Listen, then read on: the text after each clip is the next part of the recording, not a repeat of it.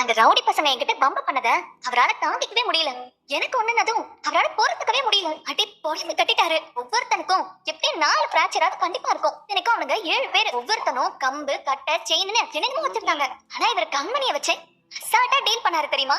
நீங்கெல்லாம் இப்படி ஒரு சீனை மிஸ் பண்ணிட்டீங்க. நீங்கெல்லாம் கண்டிப்பா இதை பார்க்கணும் தான் நான் வீடியோவே எடுத்தேன். வாங்க. என்ன பரலா, என்னம்மா வீடியோ? எதை பத்தி பேசிட்டு இருக்கீங்க?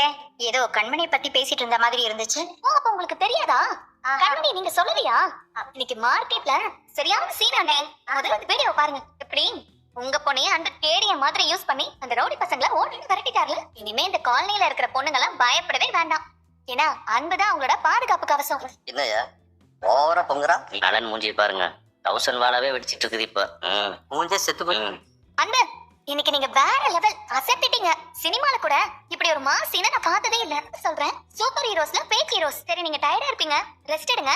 நாளைக்கு ரெஸ்டாரண்ட்ல பார்க்கலாம். பை. என்னடா கடைசியில இதெல்லாம் ஓ வேலை தானா? புரியல. ஏய், என்ன புரியல? சும்மா நடிக்காத. சொன்ன மாதிரியே அவன் அடிக்கிறதுக்கு ஆளை செட் பண்ணிட்டு இங்க வந்து சீன் போடுற. அட சும்மா இருங்கண்ணே, நான் வெறும் வாய் தான். இந்த ரவுடி சவாசெல்லாம் நமக்கு செட்டே ஆகாது. நானா ஒன்னும் ஆள் அனுப்பல, அனுப்பிடுதான் வச்சுக்கோங்களேன். இப்ப இந்த ஹாஸ்பிட்டல் செலவுலாம் நான் தான் தண்டை எழுதிருக்கணும். சரி, ஃபீல் பண்ணி அழுதுட்டு இருக்காதண்ணா? இல்லையே, நான் அளவே இல்லையே. ஏய், பொய் சொல்லாத. நீ மனசுக்குள்ள அலறது அலறல் சத்தம் மாதிரி கேக்குது. எங்க கிட்டே வா. என்ன பிரச்சனை வந்தாலும் எப்படியாவது இந்த அன்பு ஸ்கோர் பண்ணிடானே. அழகான சீனுடா. நல்ல படம்னா இப்படிதான் இருக்கணும். எண்ணிட்டா தமிழ்நாட்டுலதான் இந்த மாதிரி படம் எடுக்கவே மாட்டேங்கிறான். என்னென்ன பண்ணிட்டு இருக்கீங்க?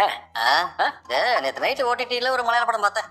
நம்ம கதை தான், கிச்சன்ல நடக்கிற காமெடி. அதை பத்தி தான் சொல்லிட்டு இருந்தேன். மாஸ்டர் அதுல ஒரு சீன் சொன்னாரு, செம்மையா இருந்துச்சு ப்ரோ. நீங்களும் கேளுங்களேன். அதுக்கெல்லாம் டைம் இல்ல. ஸ்கூல் ஆட சீக்கிரம் முடிச்சு அனுப்பணும். காய்கறியாவது கொஞ்சம் கட் பண்ணி கொடுங்க. என்னது, நீ கிண்டுற கிச்சடிக்கு நாங்க என்ன உனக்கு அசிஸ்டண்டா? அண்ணா, இது கிச்சடி இல்ல, காஷ்மீரி சிக்கன் போலாம். எதுவா இருந்தாலும் நீயே பண்ணு. எங்களுக்கு எதுக்கு காஷ்மீரை கூப்பிடுறேன்? ஏன் இப்படி பேசுறீங்க?